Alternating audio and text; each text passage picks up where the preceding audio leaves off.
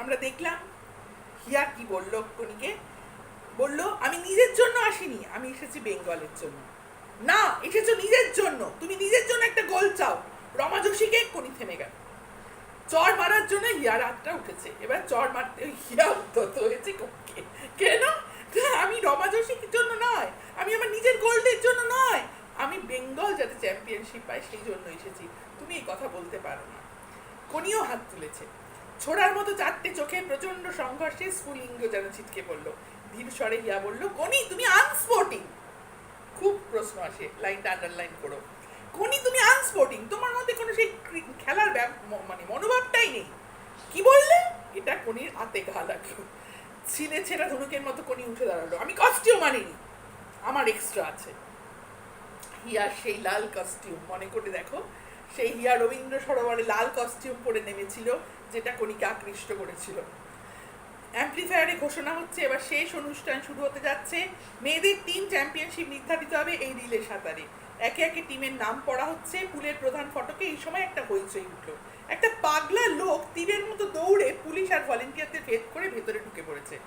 তাকে তাড়া করেছে 2-3 জন। প্রতিযোগীরা জলে নেমে শরীর ভিজে উঠে এসেছে, এখন তোয়ালেতে গা মোছায় ব্যস্ত। হিয়ার হাত থেকে তোয়ালাটা টেনে নিল কনি। কনি গাটা মুছছে, কারণ ও তো কিছুই নিয়ে আসেনি। অন দ্য বোর্ড স্টার্টারে গলা শোনা যেতেই সারা পুলে ঝপ করে স্তব্ধতা নেমে এলো। ব্লকের উপর উঠেছে মহারাষ্ট্রের সাধনা, পাঞ্জাবের মঞ্জিত, বাংলার হিয়া এবং আরো 2টি মেয়ে। 5টি বেশি টিম হয়নি। Get set! নিখুঁতভাবে জলে পড়লো হিয়া ও সাধনা। পুলের গ্যালারিতে মর্মধ্বনি ক্রমশ ধাপে ধাপে উঠতে শুরু করলো, যখন হিয়া আগাগোড়া সাধনাকে পেছনে রেখে পুষ্পিতাকে 3 মিটার আগুয়ান থাকার সুবিধা দিল। কিন্তু পুষ্পিতা এই সুবিধাটা 50 মিটারে বেশি ধরে রাখতে পারলো না। মহারাষ্ট্রের লিন্ডা ডিসুজা তাকে অবহেলায় 2 লেন্থে পেছনে ফেলে দিল। ব্লকের উপর দাঁড়িয়ে উৎকণ্ঠিত বেলা দেখলো তার পাশের লেনে ঝাঁপিয়ে পড়লো মহারাষ্ট্র। ব্লকের পেছনে দাঁড়ানো হিয়া ফিসফিসিয়ে বলল, বেলাদি অল আউট, বেলাদি লড়ে যাও। বেলা লড়ে গেল। সাধ্যের থেকেও নিজেকে বাড়িয়ে বেলা সাঁতার দিল। যে কোনো দিন যে কোনো সময় দীপ্তি কারমাকার অন্তত 4 লেন্থে বেলাকে পেছনে ফেলবে, কিন্তু আজ যেন বেলারই দিন। দীপ্তি 2 লেন্থের ব্যবধানটা 1 ইঞ্চিও বাড়াতে পারলো না। বেলা যেই ফারাকটা বজায় রাখতে পারবে বাংলার কেউ আশা করেনি। হিয়ার হাতটা চেপে ধরেছে কনির। একটা মোটর ইঞ্জিন স্টার্ট নেবার চেষ্টায় থরথর করে উঠেই আবার থেমে যাচ্ছে। এমনভাবে কনির শরীর কেঁপে কেঁপে উঠছে। কনি উত্তেজনায় ভরপুর। এক দৃষ্টি সে জলে বেলার দিকে তাকিয়ে, তার কিন্তু ভেতরে আরো একটা উত্তেজনা কাজ করছে। তার সঙ্গে তার সাঁতার প্রশিক্ষক খিদদানি। স্টার্টিং ব্লকে ওঠার জন্য সে যখন পা তুলতে যাবে তখন কনি! পাটা থেমে গেল। কনি!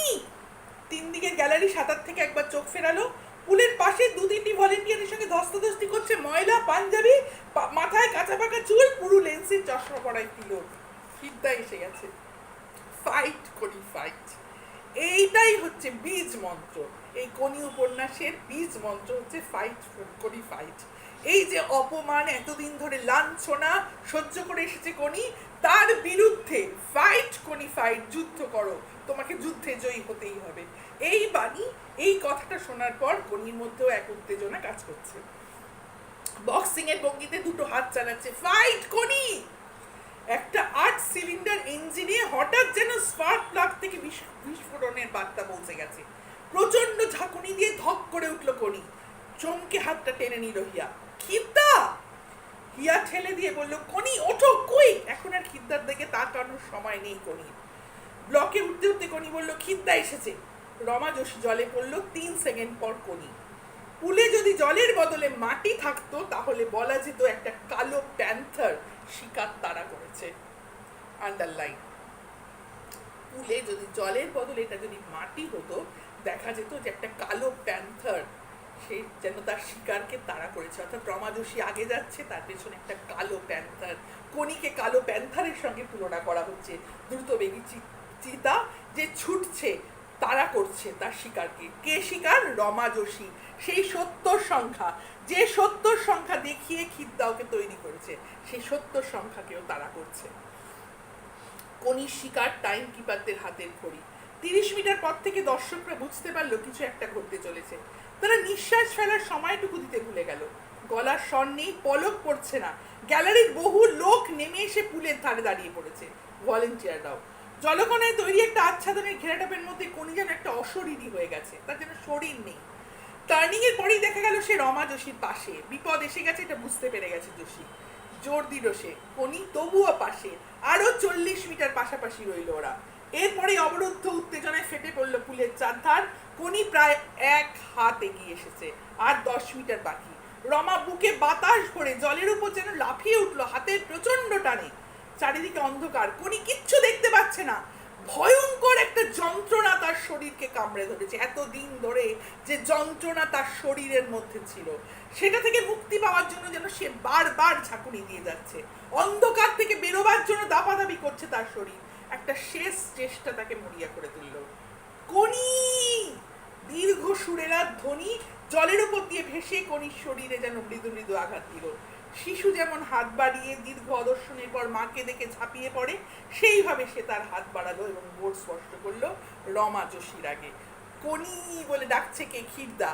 ও যেন শিশুর মতন, সন্তানের মতন ঝাঁপিয়ে পড়ছে খিরদার দিকে, বোর্ডের দিকে সে ঝাঁপিয়ে পড়ছে। ইয়া আর বেলার হাত ধরে কোনি জল থেকে উঠেই টলে পড়েছিল। ধীরেন ঘোষ জড়িয়ে ধরলো। এতক্ষণ যে উত্তেজনা কাজ করছিল, কোনি প্রথম হয়ে সেই ঢলে পড়ল। ছুটে আসছে বাংলার মেয়েরা। রমা যোশী ক্লান্ত হাত কোনির পিঠ চাপড়ে দিয়ে গেল। কোনি চোখ বন্ধ করে হাঁপাচ্ছে। ওকে ঘিরে একটা ভিড় বৃত্ত রচনা করছে, কিন্তু ওর কোনো কিছু কাজ করছে না। ওর মনের মধ্যে কোনো কিছু নেই। ও খুঁজছে, কাকে খুঁজছে? খিরদাকে। অভিনন্দন আর আদরে সে ডুবে যাচ্ছে। এরপর ভিক্টরি স্ট্যান্ড, একে একে গলায় মেডেল পরা, ব্যান্ড বাজনা, গলায় সোনার মেডেল ঝুলিয়ে কোনি পুলের ধার দিয়ে ফিরতে ফিরতে থমকে দাঁড়ালো। ক্ষিতীশ পিট পিট করে তাকিয়ে, মুখে 10-12 দিনের দাড়ি, শরীরটা আরো শীর্ণ হয়ে গেছে। কোথায় ছিলে? বলতো কোথায় ছিল? কোনির ঠোঁট দুটো থরথর করে কেঁপে উঠল। জলে ভরে আসছে দু চোখ। মুখ ঘুরিয়ে নিল সে অভিমানে।